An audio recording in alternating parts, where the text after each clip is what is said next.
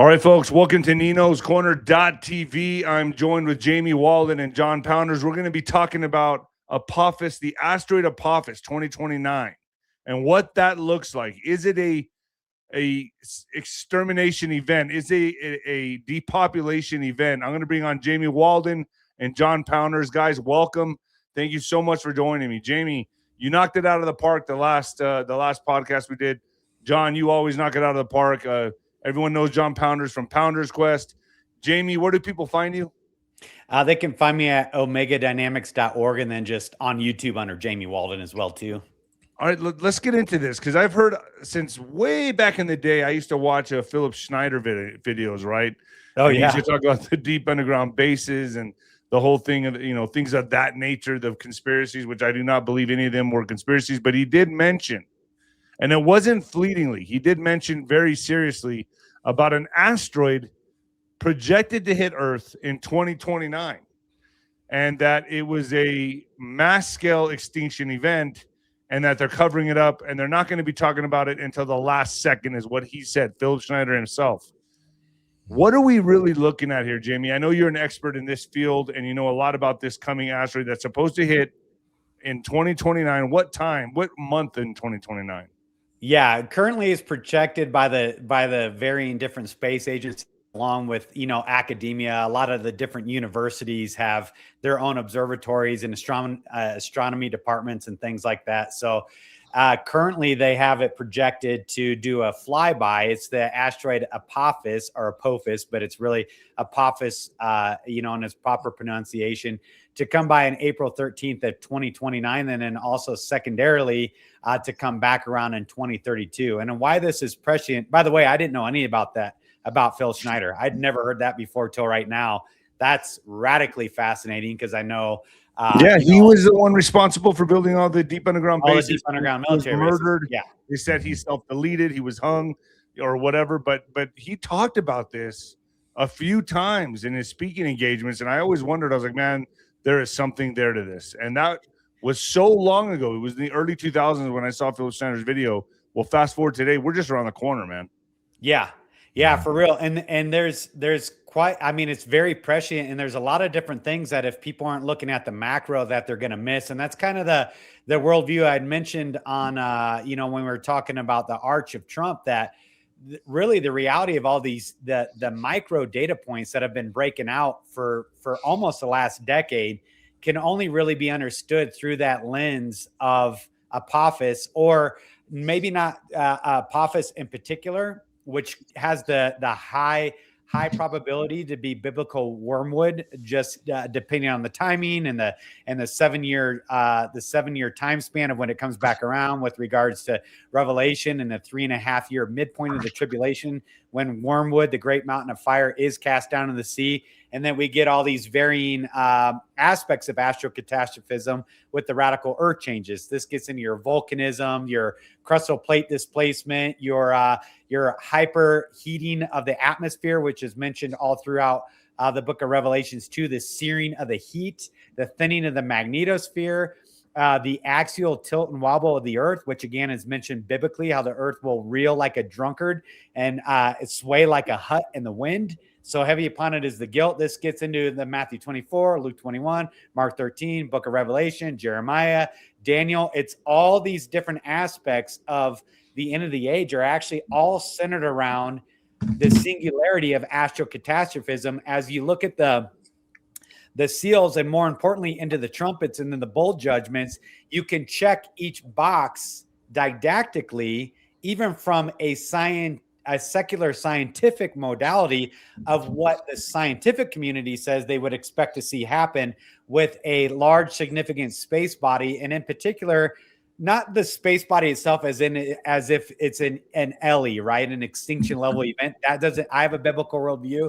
That's the lens I'm speaking through. There is no extinction level event in the Bible. It's the Lord himself that destroys the earth and all the elements with the fire, not some space body that planetary defense initiatives. But could the Lord be using this space body to cause this catastrophe? I mean, yes. I mean, how would the Lord do it? I mean, yeah. Explain wormwood too, Jamie, because that's how he does it. But if you explain wormwood, because I mean, I would imagine probably, that maybe at least half your listeners probably have no idea what wormwood, the prophecy on wormwood in the Bible? Yeah. I'll give a quick breakdown, and then I can kind of like just fire hose some data points. And even we talk real quick off the air. The only reason why I want to fire hose data points is so that people don't just dismiss this as hyperbole or sensationalistic or whatever clickbaity conspiratorial stuff. There has been a large-scale global concerted effort of planetary defense strategies and initiatives and implementations that have been going on at a breakneck speed for a very long time, because the scientific community, and then along with all the other different space-based agencies across the face of the earth, have locked onto this thing. They all know what's coming. So hold on, wait a second, time out. So that makes sense on 𝗂𝗏𝗏 Atlas, because now they're preparing the defense, the military defense against this thing, and maybe that's the excuse they need to really prepare for this asteroid that's coming in 2029. What do you want me just to break into that real quick, since that's kind of prescient? Wherever you want okay, to go. I'll do a quick layout, right? Okay, so I got notes in front of me, so I don't say anything wrong, because the timing on all this stuff is unbelievably relevant. As soon as they locked onto Apophis, which I actually didactically they say in 2024, I actually believe it occurred in 1987 when President Ronald Reagan gave an address to the UN General Assembly. And I'm paraphrasing here. I have the notes in front of me, but just for brevity's sake, where he said, I often wonder how quick all of our differences would go away if we, as a human species on the face of the earth, face an existential alien threat from outer space. From that point on, the entire globe has shifted, if anybody hasn't realized that. By the way, it was within several months of him making that announcement that he initiated Star Wars, the Star Wars program, which was the initial implementation of a planetary defense initiative. Okay, so now you start getting into all the predictive programming with, Deep Impact, which was the governments of the world knew that this asteroid body was coming in, and they didn't tell anybody till the last minute because of the human chaos factor. Then you get into the movie Armageddon, predictive programming, where they're trying to figure out how to land things on an asteroid or meteoroid, an asteroid, to drill into it, to detonate it so that it'll break apart. Then you get in, you can go down the line of predictive programming, but besides the predictive programming aspects of it is the governmental things that transpired with that, in particular since the early 2000s. So what's interesting is when you look at there was a particular simulation that was held in New York City in May 2019 of an asteroid impact over the course of several years and how to respond to it. And once this finding came out, if you pay attention to this finding, everything broke out from there on out. It went from this finding of the simulation of asteroid impact into Event 201, into what became rolled into the consolidation of all forms of transport and manufacturing, consolidation of this and removal of that, consolidation of media outlets, and then it rolled into Trump initiating Space Force in 2019 as well, standing up, what now they're coining as a golden dome. But that's been in the works for a very long time. Also, the unification of all the different planetary defense strategies. And along with that, you had the rollout of, not the rollout, but the ludicrous speed of modern monetary policy, which is spin into oblivion. And also the consolidation of, believe it or not, what can be coined as the transhumanism agenda for a wide-scale genetic data bank to be created, along with a seed vault to be created, along with this amalgamation of all things genetic to be consolidated on a global level as well, too, along with all these multiple other different initiatives that are just now standing up. So this gets into even what they're saying with 𝗂𝗏𝗏 Atlas currently. As of this week, they came out and specifically stated, New York Post has a thing, that space agencies are conducting the largest ever planetary defense drill with 𝗂𝗏𝗏 Atlas approaching. So I posit that even one of the reasons for the standing up of ICE and this cover of immigration and the deployment and the mobilization of National Guard troops across the U.S. and the conscriptions going on across Europe and Asia and Eurasia is all because of this astrocatastrophism that all the governments of the world know is coming. Which would explain why they built such elaborate bunkers underground and the elites are planning to go underground. Is this the reason why? Yes, and not just that, but also off Earth. So this gets into the concept of arcs and off Earth arcs, and how at this same time, after this simulation was ran in 2019, our entire collective global consciousness and unity of effort between science, tech, private, public partnerships, and everything else got instantly galvanized. This is where you start seeing Starlink and all this other stuff being pushed out, this public-private partnership. This also gets into, and actually Sean Ryan's had a lot of these guys on his program, the standing up of Astroforge, which is exactly what Armageddon is based on, is off-Earth mining operations to drill into moving asteroids, quote unquote, for rare earth metals. But at the same time, they are, you can go read, this is all white papers. You can read it. They're also using these public-private partnerships like Astroforge to see if they can drill into asteroids with these drone-based, space-based vehicles and detonate them to break them apart on impact. Why is that important? Because also in 2021, NASA all of a sudden out of nowhere launched their DART mission, which stands for Double Asteroid Redirection Test, wherein they slammed a piece of space junk like a satellite into an asteroid called Dimorphos to see if they could direct it off course as a test for an incoming asteroid that may threaten the longevity of humanity on planet Earth. Can we redirect it? Crap, it failed. Can we blow it up? Crap, it fails. So these are all the findings of that simulation, that every single effort that they used in their simulation in 2019 to redirect or to break apart an incoming asteroid failed. John, you were going to say something? I was going to say this. So I think a lot of people probably skeptical about what they're spending their money on, whether or not they're actually trying to fly into space and do all these different things. But to me, there seems to be an underlying reason that's not just asteroid related. That may be like the term they're using, but do you think that it's maybe something big different than an asteroid? I mean, you look at what people are saying about this through our atlas. Some people are saying that they're astral projecting into this place, that there's entities involved. There's a book written by Tom Horn about Apophis. Wormwood seems to be possibly an entity in the Bible. So like, what are your thoughts on that? Could it possibly be not an asteroid, but actually like an entity that's coming to ship home? Because that seems to be like what almost all other religions speak of, an entity coming down to make war or do something. Yeah, I mean, that's a good question because, going back to your original question about what is Apophis and then its correlation to biblical wormwood, is Apophis is actually an ancient Egyptological deity. It is a chaos serpent. It was a serpent demon of darkness and destruction and chaos. And the unique qualifier about the Egyptological deity of Apophis is that once it started, it could not be stopped or reversed.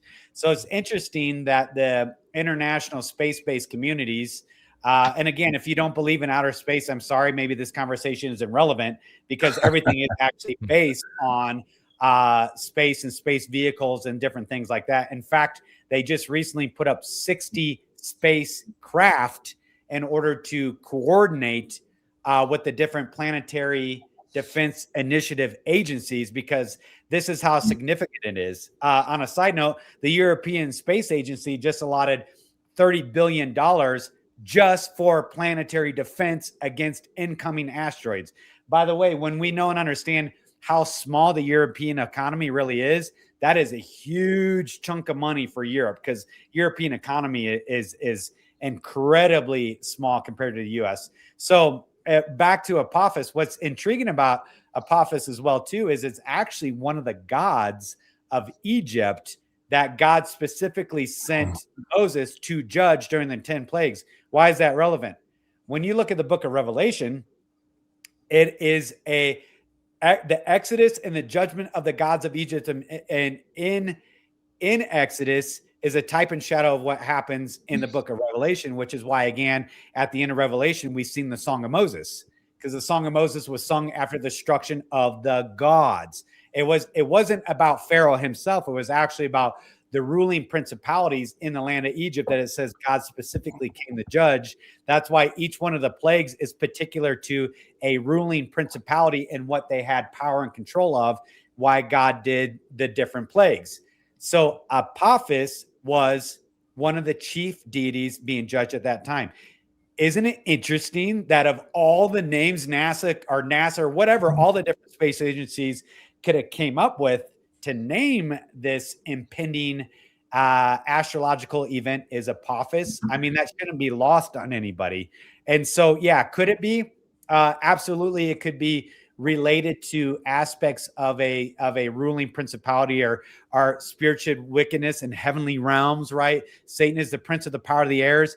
It absolutely could be. This is just total speculation. It's fine. It's all debatable. None of us will know till after the fact anyways, but I personally believe 𝗃_eye Atlas is a feint maneuver to galvanize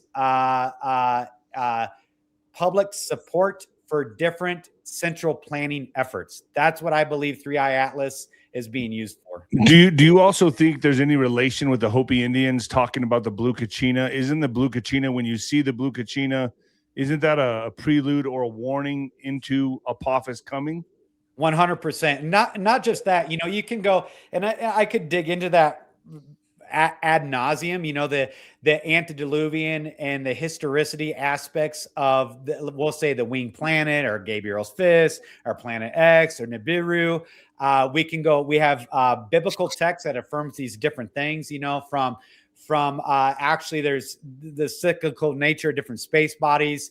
Biblically, they all are affirmed astronomically when different celestial events were coming to astrocatastrophism, whether it's the breaking forth of the waters of the deep in the days of Noah to the the vitrification of the sand over the face of the earth, from airburst meteorological or astronomical airburst of asteroids and raining down sulfur and brimstone. That is all particular to space bodies breaking apart in Earth. We have the sun standing still and retrograding in the days of Joshua. We have the sign of Jonah that was seen over Nineveh. By all historical accounts, that was a winged planet space body that is tracked astronomically through all the different cultures and empires at the time. We have historical data that there was a giant astrological event, which is why those in Nineveh repented, because they physically, tangibly saw this thing, and they have the historicity of it. Even down into Incan, Mayan, Aztec. I was on an expedition where we discovered an astronomical observatory on the Incan Trail in the high Andes, where they were tracking these different space bodies. So there is the accounting of that, and that's why when we look at the Bible from this biblical worldview, the reason why it's prescient is because every single thing man can counterfeit and they can justify and they can poo-poo away. That's why God says he's gonna shake not only the earth but also the heavens and the earth, so that which cannot be shaken will be left standing. It's gonna leave no doubt. So that's why, again, biblically, what's it say? The great men, the mighty men, the generals, they hide themselves in the rocks of the earth from the great and terrible day of the Lord and the wrath of the Lamb. They know who is doing it and where it's coming from, but they refuse to repent. And then we also have Obadiah 4:4, where God's speaking a rebuke against the elite. And he goes, though you set your nest among the stars, I'm going to bring you low for judgment. So they're going to try to go in the earth and they're going to try to get off earth because they know what's coming. Which will be like coffins to them, right? Isn't that what it also says? It'll be like death coffins for them, correct? Yeah, I mean, it doesn't say that particular, but they're going to cry out for the rocks to fall on them because they know what's going on. So now this lends credence to the Zuckerberg interviews about his underground military bases and the Oprah and their underground military, and everybody's building like crazy. And then also they shut and sealed this Svalbard seed vault, which contains every species of heirloom seeds ever. This also gets into the mass consolidation of genetic data banks through 23andMe and genealogy.com and all that other stuff, because they're actually storing a genetic arc too. This also gets into the rollout of the mRNA things because they're actually preparing for the radiological effects, the permutations on the DNA from the thinning of the magnetosphere secondary to the astrocatastrophism. And here's where all this comes together is the depopulation agenda. Every single thing is tied into the macro of Apophis. We can't understand the last 20 to 30 years of our nuanced, weird things without understanding the reality of the central planners of the world with regards to Apophis in particular. I mean, it is actually linked to everything, including the incessant push for World War III, the incessant push for sterilization and population reduction through different, social programs. In one aspect of depopulation, then you have sterilization, then you have the feminist movement. All these things are actually. What does it matter if this thing's gonna depopulate anyway? I mean, it's gonna hit us because let me tell you why. Yeah, and this is what I didn't break into. It was because of the findings from the simulation that they ran. And everything has been dictated by those findings ever since then. It had the heads of JPL, JPL's near Earth objects. It had the Planetary Defense Coordination Office. It had FEMA's Response Operations Division. It had the European Space Agency's Planetary Defense Office. It had the International Academy of Aeronautics and Planetary Defense Conference of 2019. And here's what their findings were in this simulation after they locked onto this asteroid, and they can work the data. It's math, right? It's all math. And their number one finding, this is not me saying this, this is what they said, was the human chaos factor was a greater threat to the stability of the Earth and the progress of humanity, more so the asteroid's effect itself. So here's what they said. These are their findings. So think about since 2019 onward, and especially what occurred with the. Can we still say that word? I can't remember. I'll get it edited. I think we're good without getting your video scrub. But here's what their findings was that they must have a centralized governing authority with supreme command and control of all communications. Think of the cancel culture, all technologies, all analysis and mitigation, and the management of all societal collapse with primary priority before it occurs. They needed to centralize all press and media to control the disclosure and dissemination of the impending event, meaning nobody can know until it's right at the door. Think of the movie Greenland. That's what we see in Greenland. And now they're getting ready to release Greenland too. This is also what we see in the predictive programming of the movie Don't Look Up. By the way, the movie Don't Look Up with all those A-listers, the script was vetted by what's the name of that agency? It's a very particular agency. Planetary Defense Coordination Office vetted the script 2 years before they released the movie, after they got all their data in from Apophis. And Greenland came out right after that. So the Planetary Defense Initiative is vetting the scripts for these predictive programmings to come out, where they don't tell anybody what's going to happen until it's right at the door because of these findings. Okay, let me continue through these findings from their simulation. They had to manage any premature announcements that would result in systemic panic, because it would shut down critical infrastructure that they need to use for building arcs, literally for the elite and for continuity of government operations. Food, water, shelter, security, and relocation protocols had to be in place before any announcement of what was going to happen. And they had to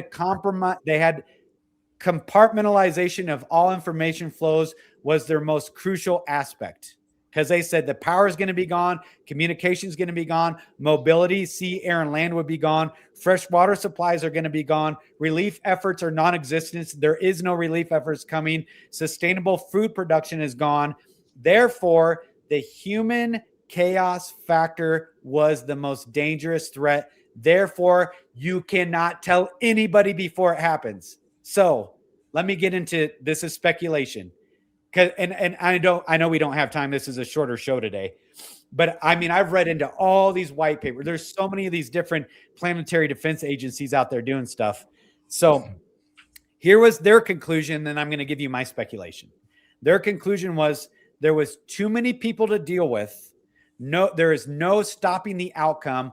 All attempts to avert the asteroid impact failed. All diversion attempts failed. All nuclear detonations failed, and they couldn't control it. And their findings were there would be too many people to deal with to evacuate. Okay, now that was their finding in 2019. Then you have Event 201. Then you have the incessant push for World War III. Then you have the consolidation of all supply and supply chains and to the major groups. Then you have the rollout of AI and humanoid mechanisms for replacement of mass population, depopulation strategies. Then you have the sealing of the Svalbard seed vault. Then you have the mass push as Catherine Austin Fitts put out $21 trillion of black budget money being used for deep underground military bases in mass. This is not just the U.S. This is every major government in the world is doing the exact same thing at the same time. Then you have the stand up of Space Force. Then you have the stand up of planetary defense initiatives. Then you have 3I. And I mean, I can keep going and going and going. So why am I sober? I mean, that's a real question. Like, okay, I'm just going to enjoy myself for the next few years. There's no way out of this. Yeah. Well, and so this is why it gives you the context for the why. So then it even gives you the context for why the letdown of all the borders. Why are they doing that? Or how about the monetary spending, like $38 trillion in debt? Because they don't care. This gets into the Great Reset. All of it, the digital currency, because they know it's literally all coming to an end, and they are stacking the deck for a complete restructuring of the global order. So this is the real event horizon. It actually is. And by the way, the scientific community, the military industrial complex, the intel community, and the policy making central planners, not all of them, but the majority of them, they all know why it's coming. So there's a reason why when you see them like using different social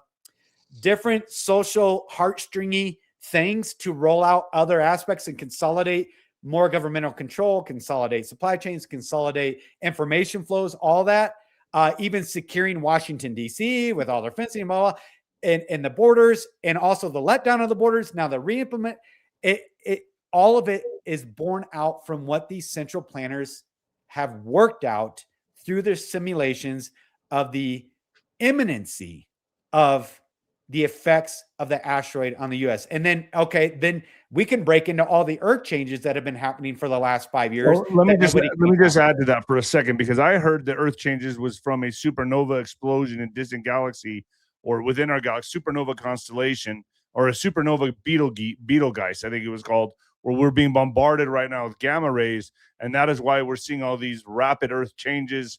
And we're going to see a lot more as we get bombarded more and more with these. Is it not that? Is it because this asteroid's coming and the mass itself is causing this stuff as it approaches? Yes, that's exactly what it is. So it's not necessarily related to the supernova, but it's related to the perturbances on the space bodies and the different planetary bodies. How big is this thing? How big is this thing that's coming? It's the size of the Eiffel Tower, to put it in the context. And that's big enough to cause disturbances on our planet already? Because what it causes is disturbances on is the effects of the sun. So you have the CMEs and the solar storms. And then secondary to that, that has effects on the magnetosphere and the magnetopause. And then as that changes, what that does is it actually affects the core of the Earth and crustal plate displacement. And then you get your volcanism, and then you get the superheating because of the different particle radiations. Has everybody seen all the news headlines about the Mediterranean being like as hot as bathtub water, and it's jacking up the hydro conveyors, which is jacking up the atmospheric rivers, which is creating superstorms, which is why we're getting these different deluges. It's actually created a changes in the core of the Earth, which affects everything else from there on out. So it is all the earth changes are secondary to the effects of this space body on the sun. And so then we can get into the book of Revelation and what it actually lays out for us. In particular, it details. But is it going to exactly have a what the direct scientific hit community with says. Earth? Is it going to have a direct impact, or is it just going to be debris from the tail that hits us, and it's just going to come really close? Biblically speaking, it's debris. So it talks about real quick. Go ahead, real John. quick. I want to read just part of Revelation 9 because I think this is what you're talking about here. But if you read Revelation 9, it talks about stars falling to heaven. You have a fifth angel sounds the trumpet. You have a star that falls to heaven. Something interesting because you guys are talking about the asteroids and what they look like. I don't believe they can see them. I think that they say they can, but I've even the 3-eye atlas thing, like you get different pictures from different people. There's one guy that actually honed in on it, but there's like all of these like fake ideas about what it may be. And I'm not saying they don't know, but I will say that in the Bible, like and you have two stars that fall, right? You have the star that falls, that opens the bottomless pit. And then you have the wormwood that causes like 1/3 of the whole entire population to die because the waters, because you were talking about the waters, because the waters are made bitter. And like that word wormwood means Chernobyl in Ukraine. That word means wormwood. So we're talking about something much greater, in my opinion, than just a rock coming to hit the world. I mean, we're talking about the waters being made bitter. We're talking about smoke coming out of the pit and locusts and all these crazy things. I mean, we're talking about some catastrophic, mind-blowing event that's going to cause people's hearts to fail them, at least according to what I'm reading here in the Bible. Yeah. And that is, and so just, as a paraphrasing Cliff Notes synopsis, as it talks about, 1/3 of the trees, 1/3 of the grass, 1/3 of the ships, 1/3 of the fish of the sea, burned with fire, destroyed. Then you have these preceding events. It's like ripened figs being shaken from a tree, falling from the heavens, stars falling from the mountains, 70-pound hailstones mixed with fire falling from the heavens, all these different aspects. Then you have the greatest earthquakes the world has ever seen. They've never seen them before. The roaring of the seas and the waves. It talks about people trying to hide themselves from the heat of the sun. Remember when that magnetosphere gets thinned or disruptive, now you're getting straight solar radiation. Straight solar radiation is what initiates earthquakes. That's why people are always watching the geomagnetic storms to know as a predictor of when the next big earthquakes and tsunamis are going to occur. So it's actually all interconnected. And what's funny is not funny. That's a wrong word, but when you're might as well laugh, right? Data, might as well laugh rather than cry. Yeah. What they say, this is the scientific community, and they hate God, right? Typically, not all of them, but most of them, or they just have no regard for him. They say when Apophis comes by, but Apophis itself isn't going to hit us, but it has multi-million-mile debris trails. And it says, this multi-million miles debris trails. Yes. So this could hit us for years or decades upon decades upon decades. Its width and length is the tails. That's always, this isn't unique to Apophis. Apophis. This happens with other space bodies that have come through. They can even trace things back to different plagues or whatever. And again, this gets into plagues come with it because there's unique particles that our bodies don't have the antibodies to that are contained within this. And then all the other, in particular, the sulfuric reactions with the crustal plate displacement and things that poison all the aquifers and the underground aquifers, or causes aquifer collapses.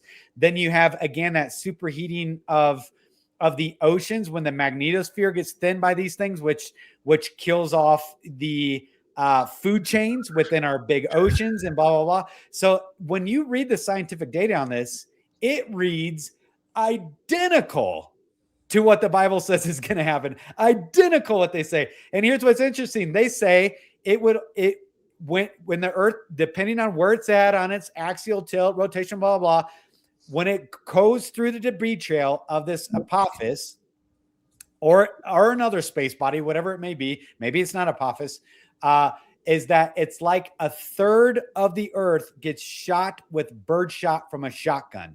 That's what they say. 1/3 of the Earth would look like the whole third gets just splattered with the debris trail from these things. And they talk about the fires, the forest fires, the gas line disruptions from the crustal plate displacement, the super fires that get created, that create their own environmental systems, and then the hydro conveyors being jacked up, and then which creates things in the atmosphere with the atmospheric river, which then brings about widespread famine and pestilence. This is what they say. And they're like, and then what it would require is a centralized global governing body to restructure. And they say it can only, there must be a unified, centralized global governing body. And that's why you're starting to see it in place. Order. So when do these people plan to resurface? How long do they need to wait it out? I don't know. I've never seen anything like that as far as waiting it out. My perception is on it is that there's not necessarily like a waiting out period. It's not necessarily like you're by Chernobyl. Speaking of wormwood, yeah, Chernobyl does mean wormwood. That you're by, you know, some radiologically contaminated area where you have to wait till the half-life of the isotopes decay or whatever. This is just like it is Greenland. I mean, go watch Greenland. Go watch Don't Look Up. But like they show you what's gonna happen, and it's interesting that they're getting ready to roll out Greenland too. You know, and so that's why there's these nuanced things that have been occurring, in particular the last 10 years. But really, if you think about it, since Trump's first administration and then his 4-year break, and now this resurgence, there's a consolidation of everything you can imagine about. And if you really can filter through data, it's actually based on the not replacement, but the augmentation of humanity through AI, humanoid robots, and centralization of all things. It's all about centralizing. This is why the cancel culture came up and the whatever came up. And now they're saying that, you know, the White House press can't release anything unless it's approved by the DOD. By the way, Trump in the last 6 months shut down numerous satellites from NASA and from NOAA for data sharing on Earth changes. They are not allowed to share any data, satellite data anymore, with the universities and the academic and even the meteorological community about what's happening to the Earth. They blacked them out. They blacked out the satellites under Trump's orders, and they're saying it was because of the government shutdown. Again, that's why like you have to pay attention to the macro to understand why all these strange things that are seemingly differentiated are occurring. They are not, they are all, there is a unity of effort in ways we can't even understand. And again, going into the nationalization of the National Guard, this hyper hiring of federal law enforcement troops, this pushing out of National Guard into all the major cities, the central planners know what's coming. That's the bottom line. So do you think the flat earth theories that are running rampant all over the internet, those are all psyops to deter people from looking up and even taking this as credible? I mean, yeah, I don't know. I don't want to get into that. Flat earth is as touchy as a subject as Trump is for people. I don't know why. So, yeah, I mean, there's a lot of people who believe that, you know, and a lot, you know, but what's your thoughts on that? Do you think that's a psyop and that's just hurting the people in certain directions so they don't look up and see this kind of thing?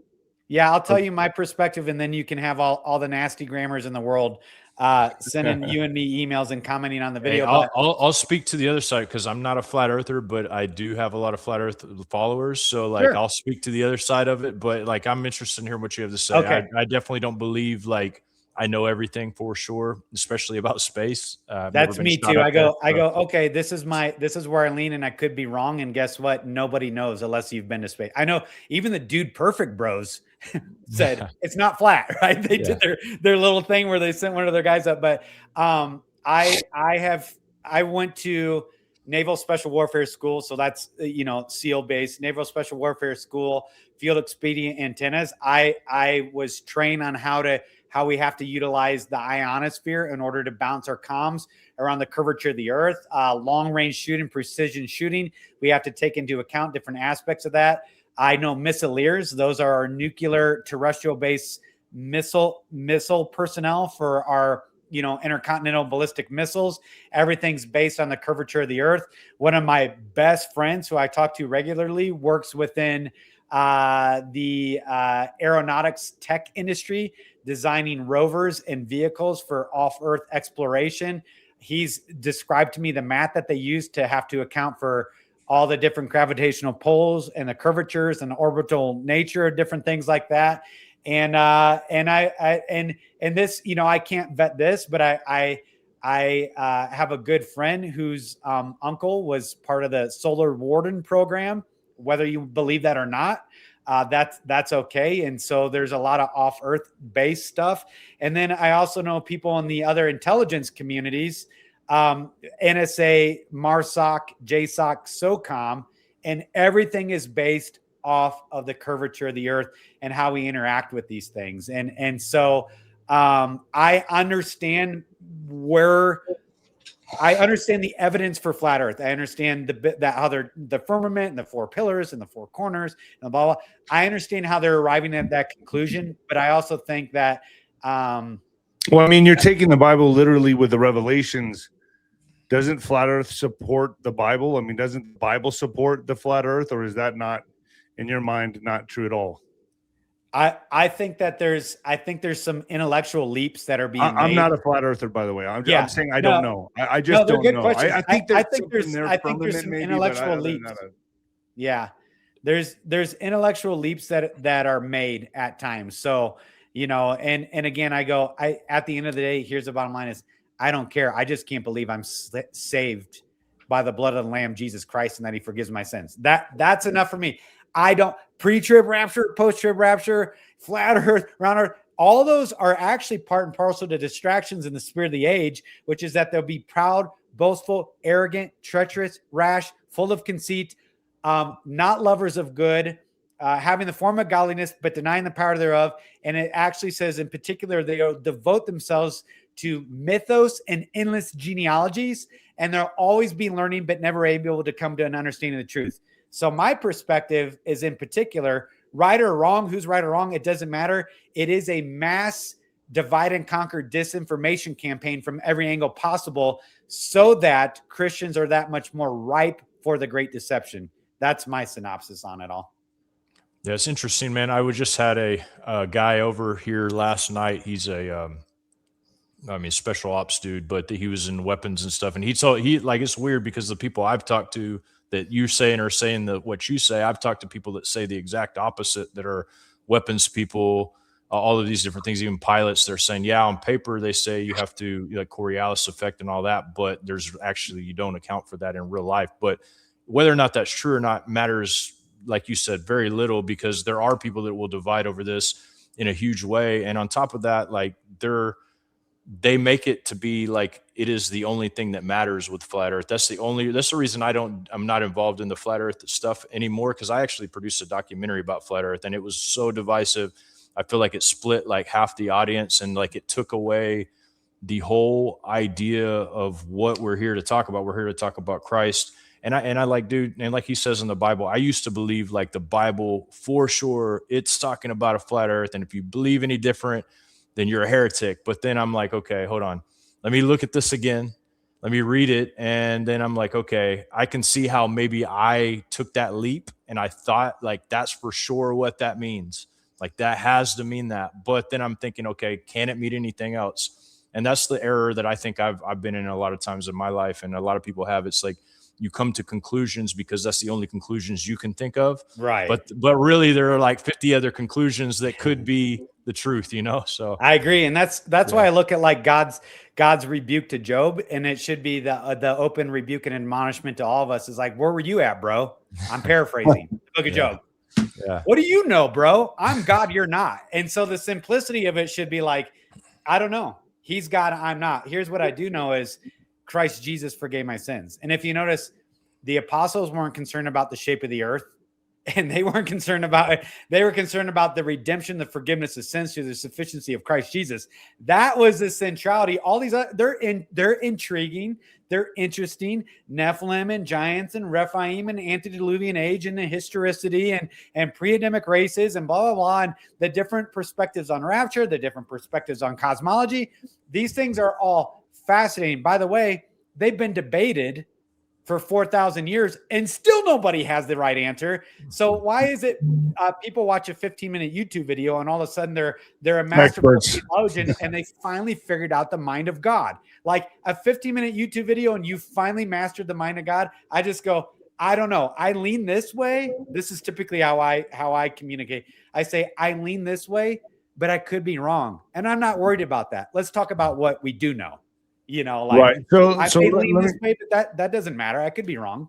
So when will they pop it on us? When do you think they're going to say, all right, we're in trouble? Will they ever? Won't.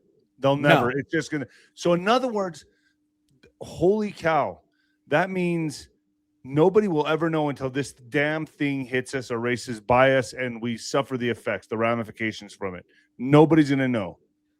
Nobody's going to know. It's going to leak out. I mean, it's leaking out right now. It is, but not enough. So the central planners, I use central planners rather than global elite because they are central planners. By the way, let me make this caveat because this will freak people out that I'm saying this.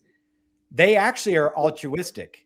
They might be misguided and they might be deceived, but they actually believe when you talk to these people, or maybe you're probably never going to talk to people at that level in the scientific community, but when you read what they write, they actually believe what they're doing is altruistic and benevolent for the survivability of the species, including mass depopulation.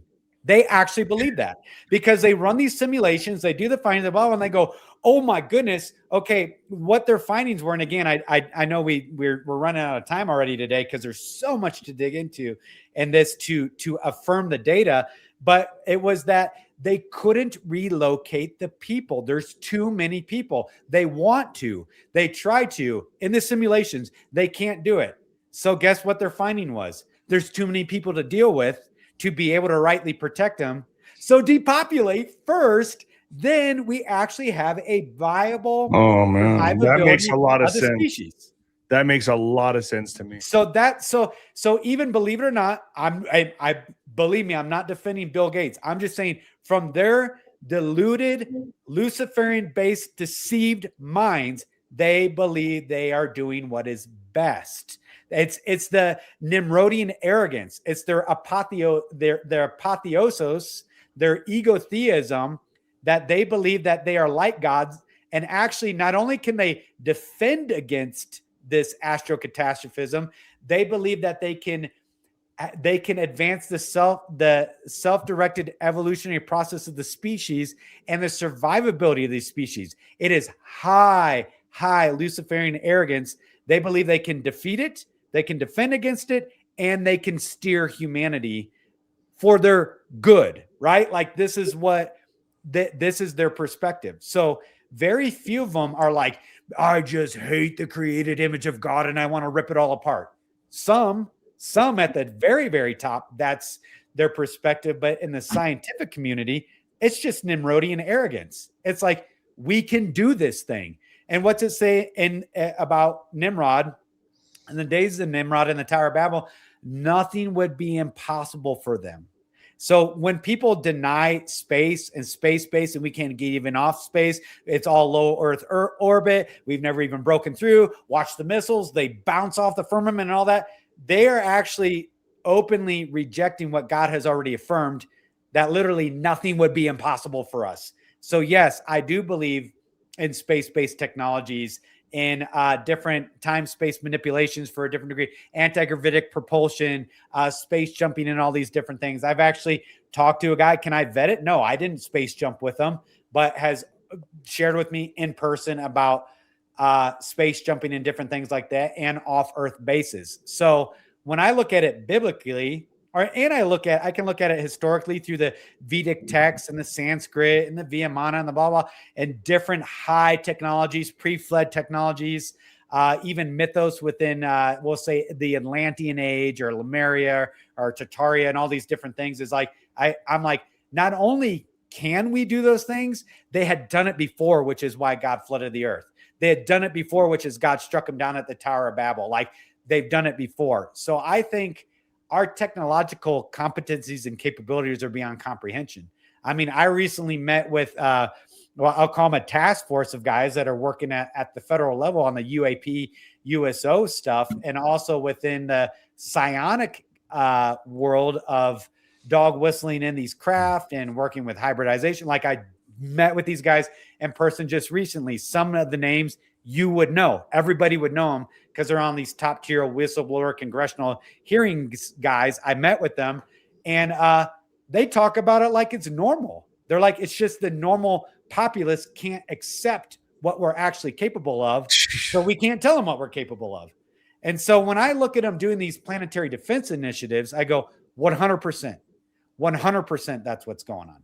And that's also why 100% what's going on is this incessant push for a limited nuclear exchange, for a mass global depopulation as rapidly as possible, but controlled. It's got to be a controlled thing because they need infrastructure. You need rare earth minerals. You need people. You need engineers. You need dirt work guys. You need excavators. You need concrete. You need electrical engineers that are running all the wires and all the sanitation aspects within the deep underground military bases. You need people. You just don't need all the people. So now you roll out AI, you roll out humanoid stuff, you roll out whatever. Now I have the capability for justification for a large-scale controlled depopulation, and my Hegelian dialectic, I've already am ready for a restructuring and consolidation of governments. Why? For the order? Sure. But actually because of God's judgment coming on the earth, and they all know it's coming and when it's coming. This is very sobering. I'm going to let my audience decide, folks. You decide. I laid out for you all to play it out. I'm actually shook by this. I think there's a lot here. I think there's a lot of substance here, and I tend to believe this is coming. I don't know about you, John. How do you feel about it? I mean, I think it's definitely coming. I think that we can give definitions to what we think it is and what other people say it is. But the Bible, to me, like, is legitimately says something like this is coming. And I think that there's been people write about it and talk about it for a long time now, like Jamie's saying. So I do believe it's coming. Whether or not it's going to look exactly how the quote unquote experts say, Right, is a whole different thing. But I do believe that whatever the Bible says, it seems like it's lining up with what the experts say. So yeah, I believe it, man. It's just shocking, I think the only thing I really take away from this is got to be right spiritually. That's yes, it. That's all of it. The conclusion. Right there. Yeah. I've had a good life, a long life, and I've accepted Jesus Christ as my Savior. So wherever this goes, man. Hey, when the smoke clears, we'll be here, right? I'm not gonna stop it. So yeah, and I think those that are not good spiritually are the ones that are going to be going underground. They are trying to save their lives. And that's why it is crucial to be rooted in Christ. It says we're not of those. Blessed are those who fear the Lord, who take great delight in His commands. It says they are not easily shaken. They have no fear of bad news. Their hearts are steadfast, trusting in the Lord. Their hearts are secure. They have no fear. And so, it literally says they have no fear of bad news. And notice in Luke 21, it says, when you begin to see all these things, and it's talking about all the earth changes and then the governmental responses to the earth changes. That's the context. And it says to those who are in Christ, when you begin to see all these things, you don't hide yourself in the earth like the unhinged humanity. It says you stand up and you look up because your redemption draws nigh. You're so secure in the Lord. You're like, I know exactly what's coming. And my God is sovereign. Nothing is out of order. My God is so sovereign. And actually, the astrocatastrophism is God's last great act of mercy and grace. So you can't blame it on climate change. You can't blame it on HAARP. You can't blame it on chemtrailing. You can't blame it on directed energy weapons causing the blame. See, all those have been put in place so that you'll never acknowledge God. You'll never acknowledge that God is trying to get your attention. So He goes to the nth degree because of grace and mercy and loving kindness. That's why it's only a third, because of mercy and kindness and grace. It says God takes no delight even in the destruction of the wicked. It says he's patient with everyone, wanting no one to perish. He's slow in fulfilling his promises because he doesn't want you to perish. He's like, I will literally rearrange the celestial host. Why do you think the Antichrist has to change the dates and times? He has to change the dates and times because everything's jacked up. Literally, nothing's working the way it should anymore, even with regards to the cyclical nature of our earth sciences and the patterns and the stars and where the sun and the moon should be. And a third of the sun is dark and a third of the moon is dark. But like everything is jacked up, and God is like, I am kind, I'm sovereign, I'm also just, I won't be mocked, but I'm actually trying to get your attention so that you would look up and put your hope in my son, Jesus Christ. But notice the response of the elite throughout the book of Revelation. They shake their fist at the heavens, and it says over and over and over again that they refuse to repent, no matter what he does. Well, guys, I think this has been epic. It's another epic podcast with both you gentlemen. I got to check out of my room right now before they come knocking. So I appreciate everything, John. Let's do another one together. Yes. Jamie, you too, man. I mean, you go by Jamie or Jaime? I'm just kidding. Both, actually. My wife's Mexican, so everybody calls me Jaime. Right, I'll call you Jaimito. All right. So I appreciate you both, gentlemen, coming on. This has been sobering, folks. What are you going to do with your time left over? Get right with Jesus. That's the way I see it. All right, guys. Thank you so much for joining me. God bless you both. Thank you. Thank you. Thanks for having me on.